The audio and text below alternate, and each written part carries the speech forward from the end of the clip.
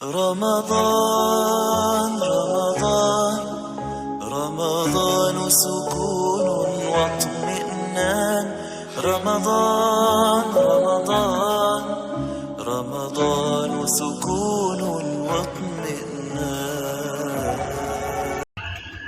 آج کے ہمارے درس کا آغاز 7ویں پارے سے ہوگا۔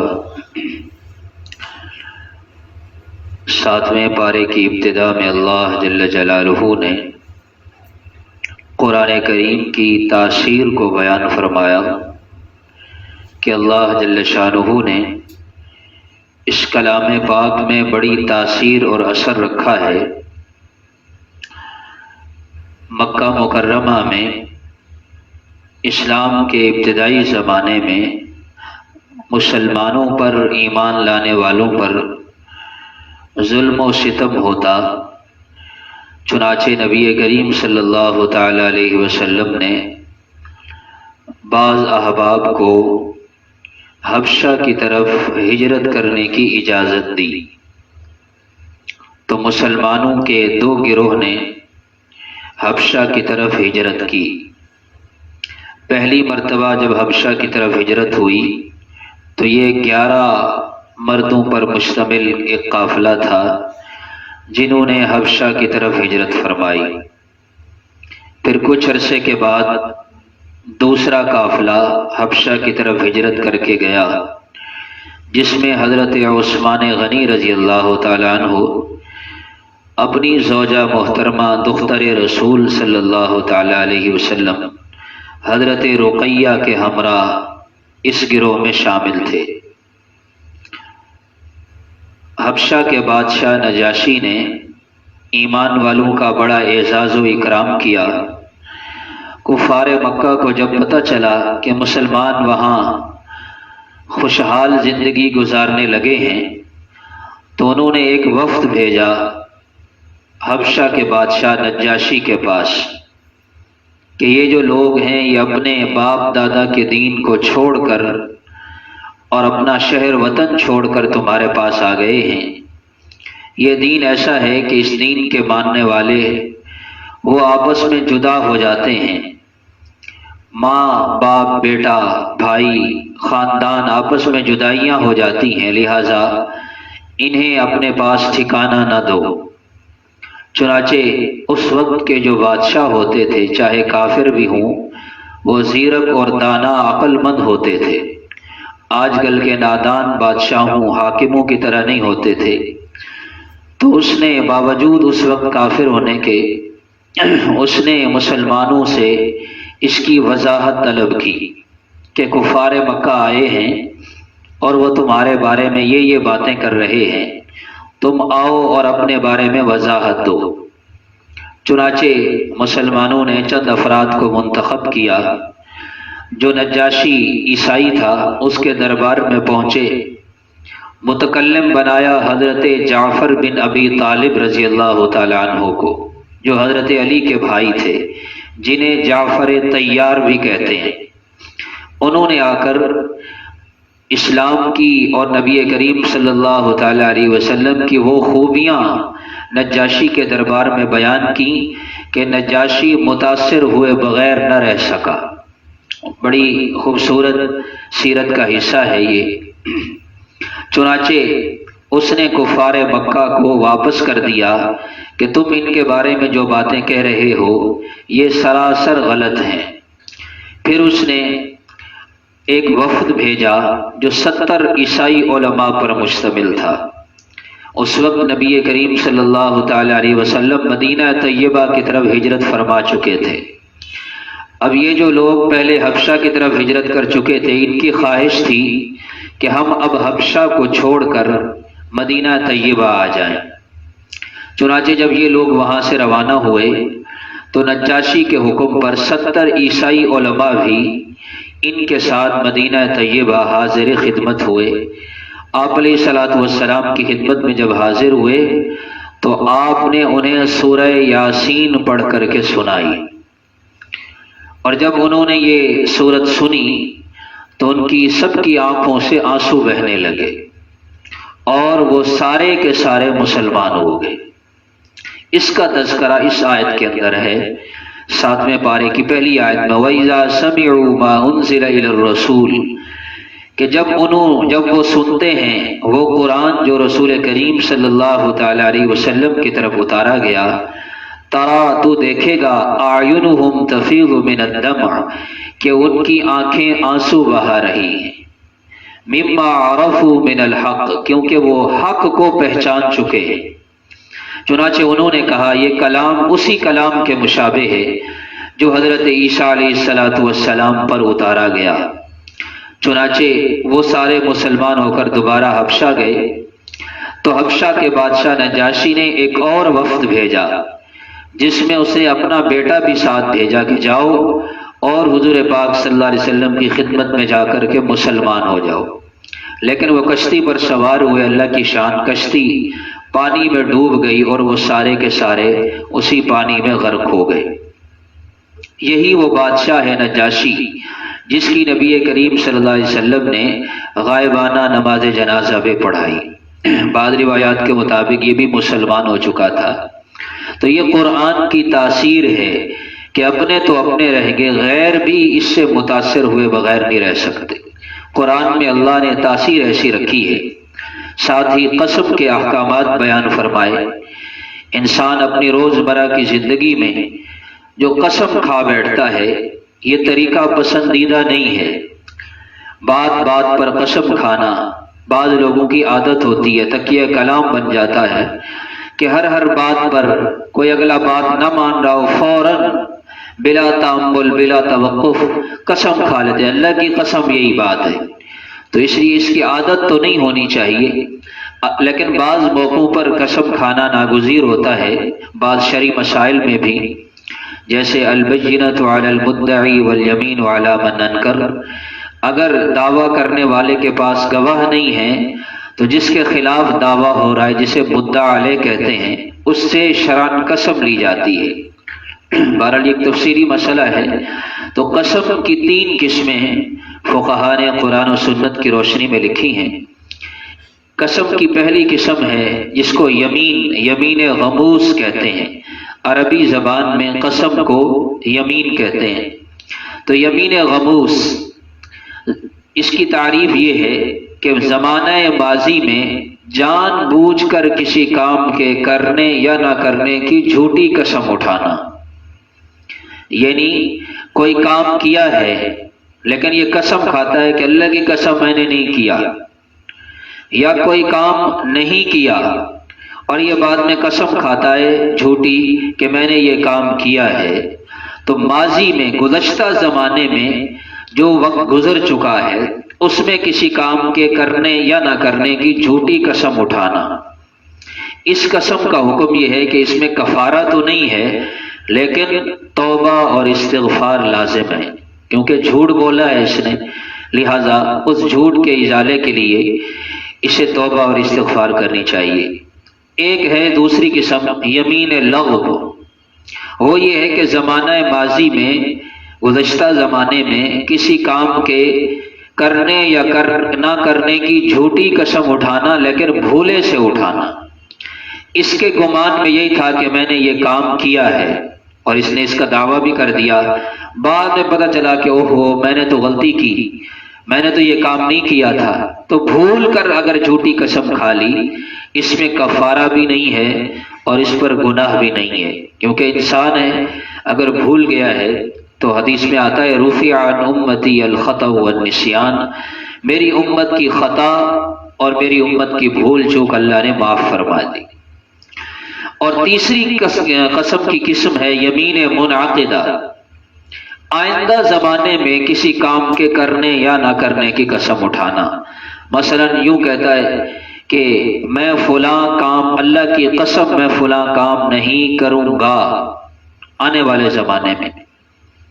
تو اس کی پھر 2 صورتیں، اگر اچھا کام نہ کرنے کی قسم کھائی ہے تو پھر حکم یہ ہے کہ قسم توڑ دے اور کفارہ ادا کرے۔ مثلا نعوذ باللہ کسی نے قسم کھا لی کہ اللہ کی قسم میں نماز نہیں پڑھوں گا، میں والدین کی فرما برداری نہیں کروں گا، میں اپنے والدین سے نہیں بولوں گا، تو یہ اچھے کام کی قسم نہیں ہے، لہذا حکم کیا ہے؟ اس قسم کو توڑے، نماز پڑھے، والدین کی فرما برداری کرے، لیکن اس توڑی ہوئی قسم کا کفارہ ادا کرے۔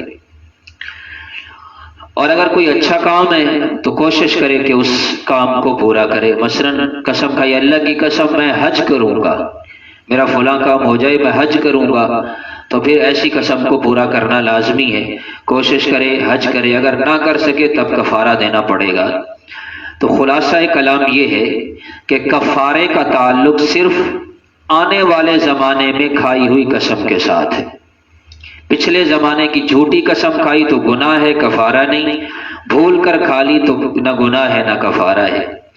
اب اگر آئندہ زمانے میں کسی کام کے کرنے نہ کرنے کی قسم کھائی لیکن قسم پوری نہ ہو، نہ کر سکا، تو کفارہ کیا ہے؟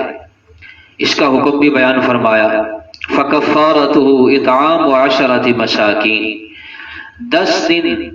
10 مسکینوں کو صبح و شام کھانا کھلائے، 10 مسکینوں کو صبح و شام پیٹ بھر کر کھانا کھلائے، صبح بھی کھلائے اور شام بھی کھلائے، تو اس کی قسم کا کفارہ ادا ہو جائے گا۔ اور اگر اس کی وسعت اور طاقت نہیں ہے تو پھر 10 مسکینوں کو کپڑا پہنائے، اتنا کپڑا جس سے ناف سے لے کر گھٹنوں تک سطر جو ہے وہ ڈھانپا جا سکے، اتنا کپڑا دے 10 مسکینوں کو۔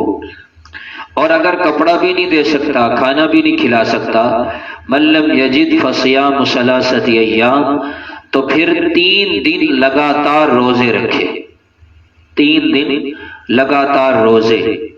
ذالک کفارۃ ایمانکم اذا حلفتم، فرمایا یہ تمہاری قسموں کا کفارہ ہے۔ لگاتار روزے رکھنا شرط ہے، اگر درمیان میں ایک روزہ بھی چھوٹ گیا تو پھر دوبارہ رکھنے پڑیں گے۔ یہ بھی بات ذہن میں رہنی چاہیے، یہ جو رمضان المبارک کے روزے ہوتے ہیں، اگر ایک آدمی نے جان بوجھ کر کھا پی لیا یا بیوی کے پاس چلا گیا تو جو کفارے کے روزے ہوتے ہیں وہ لگاتار رکھنے پڑتے ہیں، 2 مہینے لگاتار روزے۔ رمضان المبارک کا روزہ جان بوجھ کر توڑ دیا، 2 مہینے لگاتار روزے، 61 روزے رکھنے پڑتے ہیں۔ کتنے روزے؟ 60 روزے کفارے کے اور 1 روزہ قضا کا الگ رکھنا پڑے گا۔ تو یہ جو قسم کا کفارہ ہے یہ 3 روزے ہیں، لگاتار رکھے جائیں گے، لیکن کوشش کرنی چاہیے کہ اگر اچھی قسم کھائی ہے تو اس کو پورا کرے۔ ساتھ ہی اللہ جل جلالہ نے حضرت عیسیٰ علیہ السلام کے کچھ احوال بیان فرمائے۔ حضرت عیسیٰ علیہ السلام میدان محشر میں اللہ کی بارگاہ میں پیش ہوں گے، تمام انبیاء موجود ہوں گے، اللہ تعالیٰ تمام نبیوں سے پوچھیں گے کیا تم نے اپنا فرض منصبی ادا کیا؟ میں نے تمہیں جو دعوت توحید کی ذمہ داری سونپی تھی، کیا تم نے اپنی ذمہ داری پوری کی؟ ہر نبی کہے گا پروردگار میں نے اپنی ذمہ داری پوری کر لی۔ اللہ جل جلالہ حضرت عیسیٰ علیہ السلام سے پوچھیں گے کہ آپ کے ماننے والے، آپ کو ماننے والے عیسائی لوگ، ان کا آپ کے بارے میں نظریہ یہ تھا کہ آپ 3 خداؤں میں سے تیسرے ہیں۔ کل کے درس میں اس کی وضاحت میں نے عرض کی تھی کہ عیسائیوں کا نظریہ کیا ہے، بعض کہتے ہیں کہ خدا 3 ہیں، ایک اللہ جل جلالہ، دوسرے حضرت مریم علیہ السلام اور تیسرے حضرت عیسیٰ علیہ السلام۔ یہ ان کا باطل عقیدہ تھا۔ تو اللہ تعالیٰ پوچھیں گے کہ اے عیسیٰ، انہوں نے آپ کو بھی خدا مانا اور آپ کی والدہ حضرت مریم کو بھی خدا مانا، کیا آپ نے انہیں اس بات کی دعوت دی تھی؟ حضرت عیسیٰ علیہ السلام فوراً اس بات کی تردید کریں گے۔ اذ قال اللہ یا عیسی ابن مریم اانت قلت للناس اتخذونی وامی الہین، کیا آپ نے کہا تھا لوگوں کو کہ مجھے اور میری ماں کو معبود بنا لو اللہ کے علاوہ؟ عیسیٰ علیہ السلام فرمائیں گے سبحانک، پاک ہے تیری ذات، ما یکون لی ان اقول ما لیس لی بحق، میں ایسی ناحق بات کیسے کہہ سکتا ہوں، قطعاً میں نے ایسے نہیں کیا اور نہ کہا، ان کنت قلتہ فقد علمت، اگر میں ایسے کہتا تو آپ تو علیم بذات الصدور ذات ہیں، آپ کو اس کا علم ہوتا۔ پھر حضرت عیسیٰ علیہ السلام فرمائیں گے ان تعذبہم فإنہم عبادک، اے پروردگار اگر تو انہیں عذاب دے اس عمل پر کہ انہوں نے مجھے اور میری والدہ کو معبود مانا، تو اگر آپ اس پر انہیں عذاب دیں تو یہ تیرے بندے ہیں، تو معبود ہے اور یہ تیرے بندے ہیں، تو نے ان کو پیدا کیا، آپ کا ان کو عذاب دینا بھی عدل و انصاف پر مبنی ہوگا، اور اگر ان تغفر لہم، آپ انہیں معاف کر دیں، بخش دیں، انک انت العزیز الحکیم، تو آپ اس کی بھی طاقت رکھتے ہیں۔ یہ وہ دعا ہے، یہ وہ رائے ہے جو حضرت عیسیٰ علیہ السلام نے اپنے امتیوں کے بارے میں دی کہ اگر عذاب دیں تو پھر بھی آپ حق رکھتے ہیں، اگر معاف کر دیں تو پھر بھی آپ حق رکھتے ہیں۔ اسی طرح کی ایک دعا حضرت ابراہیم علیہ السلام نے بھی کہی کہ من تبعنی فإنہ منی ومن عصانی فإنک غفور رحیم، اپنی امت کے بارے میں فرمایا اے پروردگار جو میرے پیچھے چلے گا، میری اتباع کرے گا، وہ تو مجھ میں سے ہے، اس کو تو بخش دو، ومن عصانی، اور جو میری نافرمانی کرے میں اس کے بارے میں کچھ نہیں کہتا، انک غفور الرحیم، تو بخشنے والا اور رحم کرنے والا ہے۔ قربان جائیں نبی رحمت نبی کریم صلی اللہ تعالی علیہ وسلم پر۔ حضرت ابو ذر غفاری رضی اللہ تعالیٰ عنہ فرماتے ہیں ایک رات آپ ساری رات یہی آیت پڑھتے رہے، ان تعذبہم فإنہم عبادک، اور روتے رہے، اور آسمان کی طرف ہاتھ اٹھا کے آپ نے فرمایا اللہم امتی اللہم امتی، اے اللہ میری امت، اے اللہ میری امت۔ حضرت جبرائیل علیہ السلام آئے، اللہ تعالیٰ نے بھیجا کہ جبریل جا کر پوچھ کے آؤ کہ میرا محبوب آج بار بار اس آیت کو پڑھ کر کیوں رو رہے ہیں۔ اللہ کو تو پتا تھا۔ جبرائیل علیہ السلام حاضر خدمت ہوئے اور عرض کیا یا رسول اللہ تعالیٰ پوچھ رہے ہیں سلہ ما یبکیک، میرے محبوب سے پوچھو آپ کو کیا چیز رلا رہی ہے، کس خوف غم میں آپ رو رہے ہیں۔ آپ نے فرمایا مجھے میرے بعد اپنی امت کا خوف ہے، میرے اللہ میری امت کے ساتھ کیا معاملہ کریں گے۔ اللہ تعالیٰ نے جبرائیل علیہ السلام سے فرمایا جاؤ اور میرے محبوب سے کہہ دو اذهب الى محمد فقل انا سنرضیک فی امتک ولا نسوءک، ہم آپ کو آپ کی امت کے بارے میں خوش کر دیں گے، ہم آپ کو آپ کی امت کے بارے میں خوش کر دیں گے، ناخوش نہیں رکھیں گے، اس لیے آپ پریشان نہ ہوں۔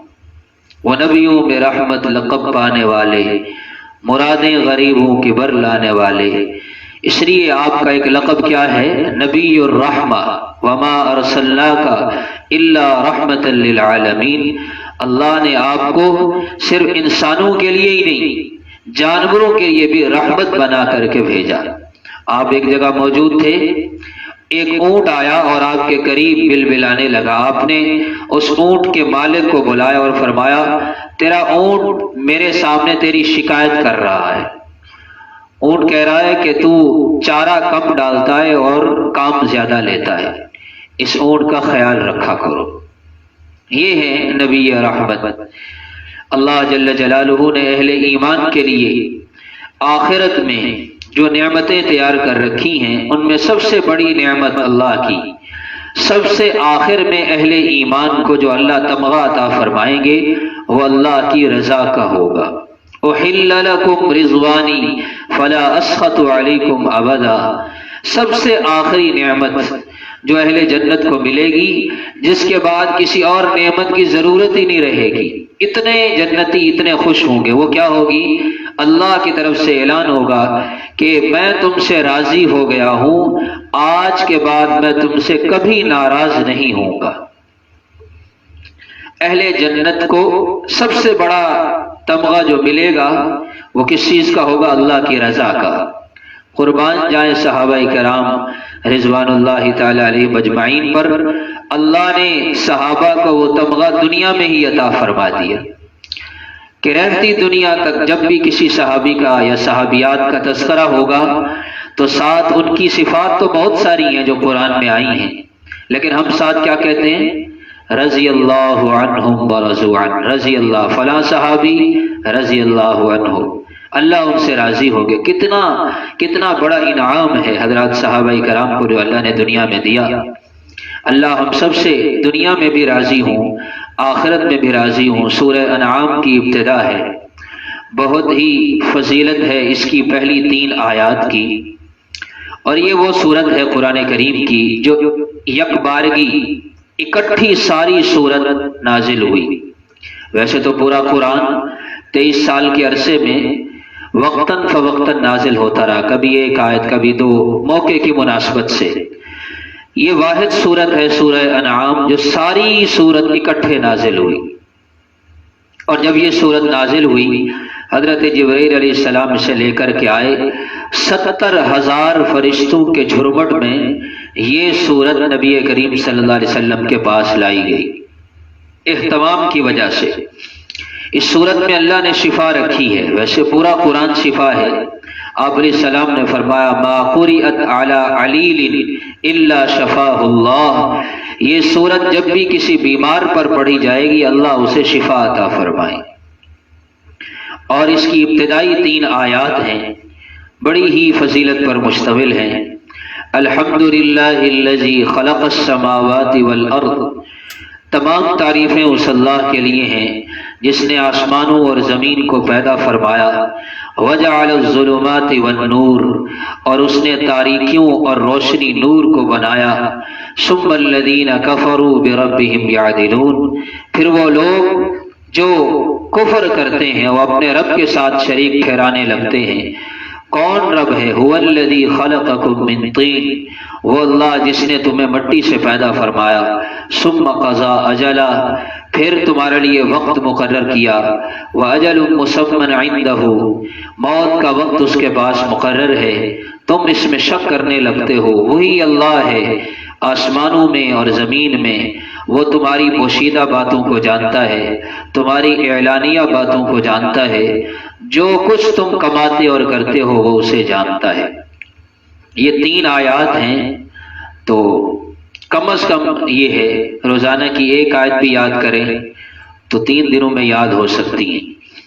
یہ جو اعمال بتلائے جاتے ہیں یہ صرف سننے کی حد تک نہیں ہوتے، جب سنتے ہیں تو فوری جذبہ پیدا ہو جاتا ہے اور بعد میں اہتمام نہیں ہوتا۔ تو ان 3 آیات کو کم از کم کل کے درس سے پہلے آپ میں سے اور ہم میں سے ہر ایک کو یہ یاد ہو جانی چاہیے۔ نیت کرتے ہیں نا سارے بھائی؟ انشاءاللہ ہاتھ کھڑا کریں، اللہ کی بارگاہ میں کھڑا کریں، انشاءاللہ کل سے یاد کر کے آئیں گے۔ اب اس کی فضیلت سنیں۔ آپ علیہ الصلوۃ والسلام نے ارشاد فرمایا، جو سورہ انعام کی یہ 3 ابتدائی آیات ایک دن میں پڑھتا ہے تو 70,000 فرشتوں کی عبادت کا اجر اس کے نامہ اعمال میں لکھ دیا جاتا ہے۔ 1 2 نہیں، 70,000 فرشتے ایک دن میں جتنی اللہ کی عبادت کرتے ہیں تو اتنی عبادت کا ثواب ان 3 آیات کے پڑھنے والے کے نامہ اعمال میں لکھ دیا جاتا ہے۔ جو روزانہ پڑھے گا روزانہ اجر پائے گا، اور پھر اسی پر ہی اس کا اجر ختم نہیں ہوتا۔ فرمایا جب اللہ کی بارگاہ میں کل قیامت کے دن انسان پیش ہوگا تو ان 3 آیات کے پڑھنے والے سے کہا جائے گا یا قاری سورۃ الانعام ہلم الی الجنہ۔ آخرت میں اللہ کے فرشتے کہیں گے اے سورہ انعام کی یہ 3 آیات پڑھنے والے، اللہ کے عرش کے سائے کے نیچے آ جا۔ یوم لا ظلک الا ظلنی، اللہ نے فرمایا کہ جس دن اللہ کے عرش کے سائے کے علاوہ کوئی سایہ نہیں ہوگا۔ ان 3 آیات کے پڑھنے والے کو کہا جائے گا اللہ کے عرش کے سائے کے نیچے آ جا، سلسبیل کے چشمے سے غسل کر، ٹھنڈا اور میٹھا پانی ہوتا ہے سلسبیل، اور حوض کوثر سے پانی پی لے، میری جنت سے کھا اور ہمیشہ ہمیشہ کے لیے خوشیاں منا۔ اللہ فرمائیں گے اذلہ فی ظل عرشی اطعمہ، اسے کھلاؤ جنت کے پھل، اسے نہلاؤ، واغتسل من السلسبیل وغسلہ من الکوثر۔ اللہ فرمائیں گے میرے بندے انا ربک وانت عبدی، تجھے پتہ ہے یہ ساری نعمتیں میں تجھے کیوں دے رہا ہوں؟ اس لیے کہ میں تیرا رب ہوں اور تو میرا بندہ ہے۔ تو نے دنیا میں بندگی کی، ان 3 آیات کے پڑھنے کا اہتمام کیا تو آج ہمیشہ ہمیشہ کی نعمتیں تیرا مقدر ٹھہری۔ اس لیے ان 3 آیات کو زبانی یاد کریں، بالکل آسان ہے، مشکل نہیں ہے۔ تو یاد کر کے روزانہ کم از کم ایک مرتبہ ان اعمال کے کرنے کا اہتمام کریں، ان آیات کے پڑھنے کا۔ اور پھر اللہ کی شان ہے، اگر انسان ترتیب بنا لے تو کوئی مشکل نہیں ہے۔ اس کے لیے یہ کوئی ضروری نہیں کہ آپ باوضو ہوں، باوضو ہوں گے تو بہتر ہے، لیکن اگر وضو نہیں ہے تو پھر بھی پڑھ سکتے ہیں۔ مثلا فجر کی نماز کے لیے گھر سے چلے ہیں مسجد آنے کے لیے، تو چاہے جتنا بھی قریبی گھر ہو آپ کا، تو مسجد کے دروازے پر پہنچنے سے پہلے انشاءاللہ یہ 3 آیات پڑھی جائیں گی، یا مسجد سے نکلے ہیں فجر پڑھ کے گھر پہنچتے 3 آیات پڑھی جا سکتی ہیں، آیت الکرسی پڑھی جا سکتی ہے۔ تو اس لیے جب گھر سے نکلیں اعمال کرتے ہوئے آیا کریں، خاموشی نہیں، خاموشی بھی عبادت ہے، لیکن خاموشی والے نے نہ کچھ کھویا نہ کچھ پایا، اور جو پڑھتا آئے گا وہ پاتا آئے گا۔ اس لیے کوشش کیا کرے ان اعمال کو چلتے پھرتے بھی پڑھ لیا کرے۔ ساتھ ہی اللہ جل جلالہ نے آخرت میں نیک اعمال کا تذکرہ فرمایا۔ قرآن کریم بڑا سمندر ہے، اب اس طرح مختصر سے وقت میں اس کی تفصیل کرنا بہت مشکل ہوتا ہے، تو یہ صرف آپ کو نا، جیسے وہ بچہ ہوتا ہے اس کو ابتداء تھوڑی تھوڑی چیز چکھائی جاتی ہے، تھوڑا تھوڑا کر کے عادی بنایا جاتا ہے، تو یہ سال کے بعد یہ جو ماہانہ یہ اس رمضان المبارک کا یہ جو درس ہوتا ہے، یہ تو آپ کو ایک تھوڑا تھوڑا چکھایا جاتا ہے تاکہ دل میں طلب اور شوق پیدا ہو، آپ خود قرآن کریم کی تفسیر پڑھنے کا ذوق پیدا کریں۔ ان آیات میں اللہ جل جلالہ نے میدان محشر کی یاد دلائی کہ کل قیامت کے دن اللہ کے سامنے ایک شخص آئے گا، وہ شخص اس حالت میں ہوگا کہ وہ دیکھے گا کہ اس کے سامنے ایک خوفناک بدبودار قسم کا آدمی ہے جو اس کی طرف بڑھا چلا آ رہا ہے، یہ اسے دور ہٹانے کی کوشش کرے گا کہ پیچھے ہٹ، وہ کہے گا اچھا تم مجھے پہچانتا نہیں ہے، یہ کہے گا میں تو صرف اتنا جانتا ہوں کہ تو ایک بدصورت بھیانک شکل رکھنے والا بدبودار آدمی ہے۔ وہ کہے گا میں بدبودار اور مجھے تو پہچانتا نہیں ہے، حالانکہ میں تیرا دنیا میں کیا ہوا برا عمل ہوں، دنیا میں کیا ہوا برا عمل ہوں، اب تیرا میرا جوڑ ہمیشہ کا ہے، اب تیرا میرا ساتھ ہمیشہ کا ہے، اور وہ آدمی اس گناہگار آدمی کی پیٹھ پر سوار ہو جائے گا، جس کو قرآن نے بیان فرمایا وَهُمْ يَحْمِلُونَ أَوْزَارَهُمْ عَلَى ظُهُورِهِمْ، وہ اپنے کیے ہوئے برے عملوں کا بوجھ وہ اپنی پشتوں پر اٹھائے پھریں گے۔ اس لیے کوئی بھی گناہ ہو، اس گناہ کی لذت بڑی عارضی ہوتی ہے۔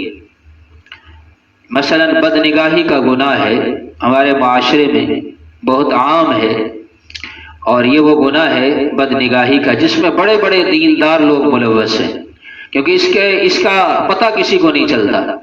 جھوٹ بولے گا تو ڈرے گا کہیں اگلے کو پتہ چل جائے میری شخصیت متاثر ہوگی، جھوٹ نہیں بولے گا۔ چوری نہیں کرے گا کہ لوگوں کو پتہ چل جائے گا تو میری تو ساری شرافت جاتی رہے گی۔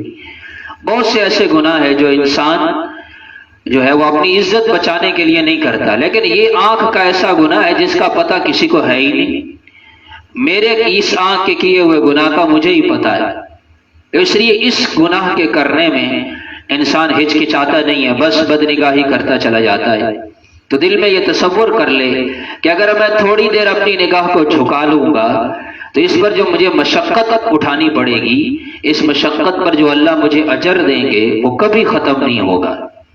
غیر محرم خاتون سامنے سے گزری ہے، دل میں یہی بات بٹھا لے کہ اگر ایک نظر ڈال لوں گا تو کتنی دیر دل کو تسکین ہوگی، آنکھ کو تسکین ہوگی، 1 منٹ 2 منٹ بس ختم ہو جائے گی۔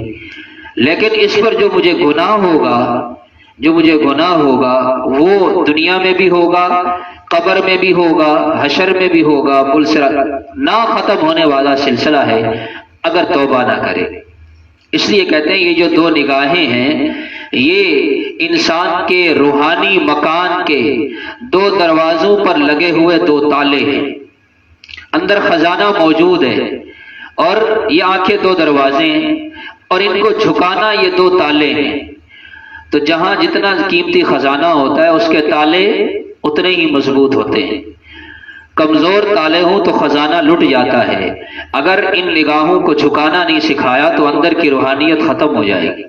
اس لیے تو فرمایا کہ جو نظروں کی حفاظت کرتا ہے اللہ اسے ایمان کی حلاوت اور مٹھاس عطا فرماتے ہیں۔ مولانا فضل الرحمان گنج مراد آبادی رحمۃ اللہ علیہ بزرگ گزرے، فرمایا جب میں نماز پڑھتے ہوئے اللہ اکبر کہتا ہوں تو مجھے یوں لگتا ہے کہ جیسے کسی نے کئی من چینی وہ میرے منہ میں ڈال دی ہو، مجھے اتنی مٹھاس محسوس ہوتی۔ تو اس لیے کوشش کرنی چاہیے اپنی نگاہوں کی حفاظت ہو۔ ساتھ ہی اللہ نے اپنی بخشش کے ایک عجیب انداز بیان فرمایا۔ مختصراً عرض یہ ہے کہ اللہ فرماتے ہیں کہ جب میں دیکھتا ہوں لوگ مجھ سے غافل ہونے لگتے ہیں تو میں ان پر مصیبت پریشانی ڈال دیتا ہوں، اس مصیبت میں مبتلا ہو کر میرا یہ بندہ فوراً میری طرف متوجہ ہو جاتا ہے۔ تو ہر مصیبت گناہ کا نتیجہ نہیں ہوتی، کچھ مصیبتیں اور پریشانیاں وہ اللہ کی طرف متوجہ کرنے کے لیے بھی آتی ہیں، ہر ایک پر پریشانی آتی ہے۔ اب آپ دیکھیں اللہ کے پیارے نبی ہیں، آپ کی کوئی بھی نرینہ اولاد باقی نہیں رہی، اگر آپ چاہتے تو اللہ سے دعا کر کے اپنی نرینہ اولاد وہ اللہ جل شانہ ان کو زندگی دے سکتے تھے، لیکن نہیں۔ اسی طرح آپ ایک مرتبہ ایک سواری پر جا رہے تھے، سواری سے گر گئے، آپ کے پاؤں مبارک میں موچ آ گئی، ورنہ آپ کی شان تو یہ کہ قضائے حاجت کرنی ہو تو جھاڑیاں وہ زمین چیرتی ہوئی آ کر پردہ کرتی ہیں، تو اس سواری کی کیا مجال کہ یہ آپ کو نیچے گرا دے، لیکن بشر ہیں تو یہ چیز بتلا دیا کہ یہ زندگی کا حصہ ہے۔ جیسے میں عرض کیا کرتا ہوں، ایک فارسی کا شعر ہے، شیخ سعدی رحمۃ اللہ علیہ نے فرمایا، دری دنیا کسے بے غم نباشد، دری دنیا کسے بے غم نباشد، اگر باشد بنی آدم نباشد۔ پوری دنیا پھر لیں، آپ کو دو قسم کے آدمی نہیں ملیں گے، ایک وہ آدمی جس نے ساری زندگی غم ہی غم دیکھا ہو، ایسا کوئی نہیں ملے گا، اور ایسا بھی کوئی بھی نہیں ملے گا کہ جو یہ کہے مجھے ساری زندگی خوشی ہی خوشی ملی ہے، کبھی غم نہیں دیکھنے کو ملا۔ ہمیشہ غم نہیں رہتا اور ہمیشہ خوشی نہیں رہتی، خوشی اور غم کے درمیان یہ زندگی گزرتی ہے۔ اس لیے فرمایا اللہ کی طرف متوجہ ہوتے ہیں، اللہ ان کی مصیبت اور پریشانی کو دور کر دیتے ہیں۔ اور اگر انسان مال و دولت میں اتنا منہمک ہو جائے کہ اللہ کو بھلا بیٹھے تو اللہ مزید وسعت دے دیتے ہیں۔ یہ جو صورت ہوتی ہے یہ بڑی سخت ہوتی ہے۔ حدیث پاک کے اندر فرمایا کہ جب کسی کو دیکھو کہ گناہ کے باوجود اسے مال وافر مل رہا ہے، اس کے مال میں کثرت ہے، کاروبار اچھے سے اچھا ہو رہا ہے، اچھے سے اچھا عہدہ مل رہا ہے۔ آپ نے دیکھا آج کل تو یہ سمجھنا کوئی مشکل نہیں، فاسق فاجر لوگ ہوتے ہیں اور بڑے بڑے عہدے مل رہے ہوتے ہیں، لوگ بڑے ببانگ دہل یہ اعلان کر رہے ہوتے ہیں، آخر اللہ نے اس میں کوئی خوبی دیکھی ہوگی تو اللہ نے اسے اس منصب پہ بٹھایا ہے۔ اگر اللہ نے اس میں کوئی خوبی دیکھی، دنیاوی عہدہ مل جانا یہ عند اللہ مقبول ہونے کی علامت نہیں۔ ایک بندہ اگر پاکستان کا وزیر اعظم بن جائے اور میں اس کے بارے میں میں اور آپ یہ نظریہ رکھیں کہ اس میں کوئی خوبی اللہ نے دیکھی ہوگی تبھی اللہ نے اسے یہ منصب دیا، تو یہ حدیث میں پیش نظر رہنی چاہیے۔ فرمایا اذا رأیت اللہ یعطی العبد من الدنیا علی معاصیہ فہو استدراج، یہ ڈھیل ہوتی ہے اللہ کی طرف سے۔ فرمایا کہ جب تو دیکھے اللہ کسی بندے کو اس کے گناہوں کے باوجود مال و دولت کی، عہدوں کی، عزت کی، شہرت کی بلندیاں دیتے چلے جا رہے ہیں تو یہ نہ سمجھنا کہ یہ اللہ کے ہاں قبول ہے، بلکہ یہ تو اللہ کی طرف سے ڈھیل ہے۔ خدا نے یہ کہہ کر انہیں ڈھیل دی، وَأُمْلِي لَهُمْ إِنَّ كَيْدِي مَتِينٌ، کہ میں لوگوں کو مہلت دیتا ہوں لیکن میری تدبیر بڑی سخت ہوتی ہے، جب میری پکڑ آتی ہے تو پھر میری پکڑ سے کوئی بچ نہیں سکتا۔ آخر میں اللہ کا دیدار انسان اس دنیا میں کر نہیں سکتا، ان آنکھوں میں اتنی وسعت اور طاقت نہیں کہ یہ اللہ کو دیکھ سکیں۔ اللہ کے نبی صلی اللہ علیہ وسلم میدان محشر ہوگا، اللہ کے نبی اولین و آخرین کی ضیافت کریں گے، ایک وسیع میدان لگے گا، 70,000 کھانے ہوں گے، فرشتے وہ شراب طہور پاکیزہ شراب پلائیں گے اور وہاں پردے ہٹیں گے اور وہاں ان آنکھوں میں اللہ وہ طاقت عطا فرمائیں گے جن سے یہ آنکھیں اللہ کا دیدار کریں گی۔ سبحان اللہ، کس کا دیدار ہوگا؟ اللہ جل شانہ ہوگا۔ اللہ کی شان ہے، صحابہ کرام کی اس امت پر اتنے احسانات ہیں ہمارے اوپر کہ میں اور آپ اس کا تصور بھی نہیں کر سکتے۔ حیرانگی ہوتی ہے جو لوگ صحابہ کرام کو جو تنقید کا نشانہ بناتے ہیں۔ جب یہ بات ہوئی تو صحابہ کرام نے عرض کیا یا رسول اللہ اتنے کروڑوں لوگ ہوں گے تو اللہ کا دیدار پھر کیسے ہوگا؟ جیسے ہوتا ہے نا ایک بندہ ممبر پر بیٹھا ہو، قریبی کو تو نظر آتا ہے، جو دور بیٹھے ہوتے ہیں ان کے لیے کیا کرتے ہیں؟ سکرینیں لگاتے ہیں، وہ نظر نہیں آ رہے ہوتے، حالانکہ اتنا بڑا مجمع نہیں ہوتا۔ اب جب اولین و آخرین تمام انبیاء تمام انسان ہوں گے تو ہم اللہ کو کیسے دیکھیں گے؟ آپ علیہ السلام نے بڑی خوبصورت بات ارشاد فرمائی، اللہ اکبر، فرمایا اوتیت جوامع الکلم، اے لوگوں مجھے جامع کلمات عطا کیے گئے۔ کیا مطلب؟ آپ مشکل مسائل کو ایسے چٹکی میں حل فرما دیتے۔ آپ نے فرمایا میرے صحابہ کبھی تم نے 14ویں رات کا چاند دیکھا ہے؟ عرض کیا رسول اللہ دیکھا ہے۔ فرمایا سب کو برابر نظر آتا ہے؟ جی سب کو برابر نظر آتا ہے۔ دنیا میں کہیں بھی انسان موجود ہے اور اس علاقے میں آپ دیکھ لیں کہیں بھی موجود ہے، سب کو برابر نظر آتا ہے۔ تو فرمایا ایسے ہی جیسے دنیا کا چاند سب کو برابر نظر آتا ہے، ایسے اللہ کا دیدار بھی سب کو برابر ہوگا۔ اسی طرح ایک تابعی فرماتے ہیں، صحابہ کرام سے میں نے سنا یہ جو مجلس ہوگی اللہ کے دیدار کی یہ کتنی لمبی ہوگی؟ 8 لاکھ سال کے برابر، 8 لاکھ سال کے برابر یہ دیکھنے کی مجلس ہوگی۔ بس جنتی اللہ کو دیکھیں گے تو دیکھتے ہی رہ جائیں گے، ٹکٹکی باندھ کے دیکھیں گے، اور جب یہ مجلس ختم ہوگی محسوس ایسے ہوگا جیسے 2 منٹ کی مجلس تھی۔ تو اس لیے جو ان نگاہوں کی حفاظت کرے گا کل قیامت کے دن پھر اللہ کا دیدار ہوگا۔ اللہ تعالی ہم سب کو اپنے دیدار سے ہماری آنکھوں کو منور فرمائیں۔ اللہ تعالیٰ اپنے فضل و کرم سے اس ماہ مبارک میں ہمیں وہ اعمال کرنے کی توفیق عطا فرمائیں جو اللہ کے رسول اور اللہ کے ہمیں قریب کر دیں۔ یہ دعا مانگنی چاہیے، اللہ کے نبی نے بڑی خوبصورت دعائیں سکھلائی ہیں۔ ایک کتابچہ ملتا ہے مناجات مقبول کے نام سے، میں درسوں میں پہلے بھی عرض کرتا رہتا ہوں کہ اس کتابچے کو خریدیں، اور یہاں منزل کے اعتبار سے 7 دن کے منزل کے حساب سے ہمارے بزرگوں سے میں سے حضرت حکیم الامت حضرت تھانوی رحمۃ اللہ علیہ نے قرآن و حدیث میں جتنی بھی دعائیں آئی ہیں ان دعاؤں کو اکٹھا کر کے 7 حصوں میں تقسیم کر دیا ہے تاکہ ہفتے میں ہر دعا 1 مرتبہ پڑھی جائے۔ اس میں ایک دعا ہے کہ اللہ کے نبی صلی اللہ علیہ وسلم یہ دعا مانگا کرتے تھے، اے اللہ اللہم انی اسألک من عمل تقربنی، اے اللہ میں آپ سے ایسے عمل کی توفیق مانگتا ہوں جو عمل مجھے آپ کے قریب کر دے۔ تو اس ماہ مبارک میں بھی یہ دعائیں مانگتے رہنا چاہیے، اس لیے وہ کتابچہ خرید لیں، عام دکانوں سے مل جاتا ہے۔ مناجات مقبول، نام کیا رکھا ہے؟ مناجات، یعنی مقبول دعائیں ہیں جو قبول ہو چکی ہیں۔ ان دعاؤں کی قبولیت میں شک نہیں ہے، میرے مانگنے میں کمی ہے، کیونکہ وہ دعائیں کس زبان سے نکلی؟ جس زبان سے حق کے سوا کچھ نہیں نکلتا۔ اللہ تعالی ہم سب کو جو کچھ کہا سنا عمل کی توفیق عطا فرمائے۔ اللہم لک الحمد کلہ ولک الشکر کلہ، اللہم لا نحصی ثناء علیک انت کما اثنیت علی نفسک، ربنا آتنا فی الدنیا حسنہ وفی الآخرۃ حسنۃ وقنا عذاب النار۔ اللہ جو کچھ کہا سنا ہم سب کو عمل کی توفیق عطا فرما۔ اے اللہ اس ماہ مبارک میں وہ عمل کرنے کی توفیق عطا فرما جس سے تو بھی راضی ہو جائے، تیرا محبوب بھی راضی ہو جائے۔ اے اللہ اپنے بخشے ہوئے بندوں میں شامل فرما۔ وصلی اللہ تعالی علی خیر خلقی محمد وعلی آلہ وصحبہ اجمعین۔